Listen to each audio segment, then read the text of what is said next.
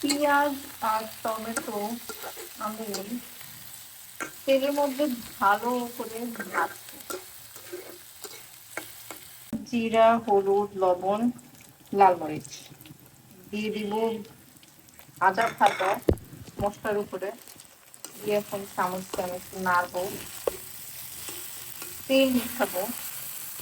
তো আমি খুব একটা বেশি তেল দিব না, তাই মশলাতে আমি এখন পানি ইউজ করবো। পানি দিয়ে এটাকে সেদ্ধ হতে দিব। এখন এরকম তেল উঠবে, পানি শুকানোর পরে তারপরে এরকম যখন মাখা মাখা হবে তখন আমি মাছগুলো দিই। আমি মাগুর মাছগুলোকে এইভাবে করে সাদা সাদা করে ধুয়ে ফেলছি। এভাবে আমি ধুই, আপনারা যেভাবে ধরেন আমি জানি না।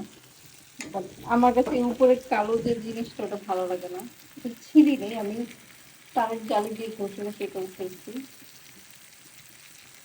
তখন আমি মাছগুলো 3টা মাছ দিলাম এখানে।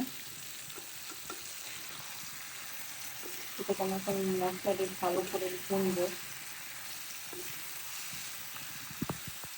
ভুনা হয়ে গেলে আমি এরকম পানি দিয়ে দিব, হালকা হালকা পানি।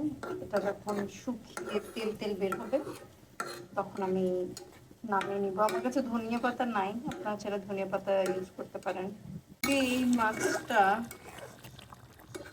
আমি একদম যখন দেখবো কষা কষা হয়ে গেছে, সেদ্ধ হয়ে গেছে, ঝরে যখন হালকা তেল উঠবে তখন আমি চুলাটা নিভিয়ে দিব।